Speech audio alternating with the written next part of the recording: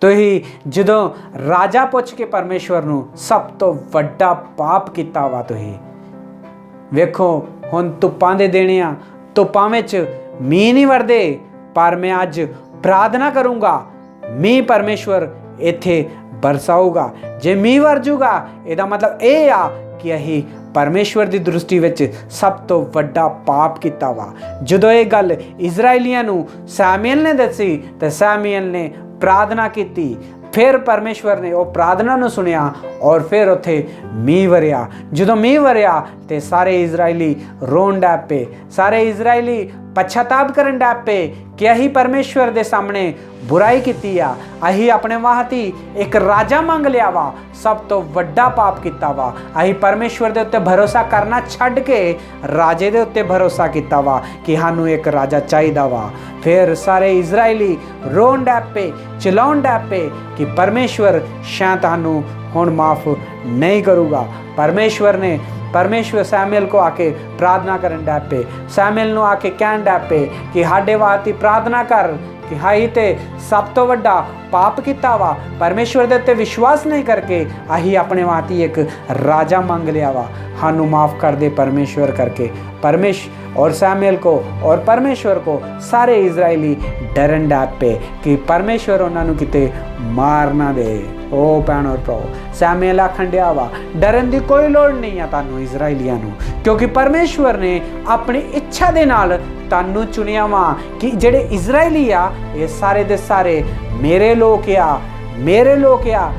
इस करके तुहानू डरन की लोड़ नहीं आ। परमेश्वर तुहानू माफ़ कर सकदा वा, सिर्फ एको एक काम करना वा, जाके परमेश्वर के सामने अपने गोडे टेको। सारे इजराइलियों जाके गोडे टेक के परमेश्वर के सामने कहो कि परमेश्वर मैनू माफ़ कर दो, साडे को गलती हो गई आ, अहीं तेरे ते विश्वास नहीं किया, अहीं तेरे को एक राजा मंग लिया कि साडे उत्ते राज करे और सानू चलाए और साडे वास्ते युद्ध लड़े। अहीं तीनों छड्ड के राजे दे उत्ते भरोसा किया वा। जे प्रार्थना तुही करोगे तो परमेश्वर तुहानू माफ़ कर दूगा। परमेश्वर के वचन में लिखा वा अगर अपने पूरे मन दे नाल सच्चाई दे नाल परमेश्वर दे जो आज्ञा दिंदा वा उहदे अनुसार करोगे तो परमेश्वर तुहाडे जीवन में जिहड़ा वा आशीष करूगा। जे उहदी आज्ञा नू नहीं मन के जे उस तो परे हो के तुसीं चलोगे या अपने परमेश्वर नू या अपने सृष्टिकर्ता नू छड्ड के दूसरे देवता दे पिछे दूसरे देवता दी जाके पूजा करोगे, आराधना करोगे, तो परमेश्वर आंदा वा जितना मैं तुहाडे पितरां नू इजराइलियां नू जंगल विच नाश कर दिता ही उतना ही मैं तानू भी करूँगा, तानू मैं छड़ दूंगा। ओ भैन और भराओ, परमेश्वर दा प्यार वेखो। परमेश्वर दो उन्होंने इजराइलियां ने एक राजा मंगया कि सानू एक राजा दे दे, पर फिर भी परमेश्वर आखन डया वा जे तुसीं मेरी गल नूं मन्नो, जो मैं कहूँगा वो करो तो मैं तुहानू माफ़ करूँगा और तुहाडे जीवन विच आशीष भी दूंगा। जे तुसीं और तुहानू जिहड़ा राजा दिता वा ये दोवें जे मेरे पिछे चलते रहणगे तो मैं इन्हां नूं आशीष का तुहानू और तुहाडे राजा नूं आशीष करूँगा।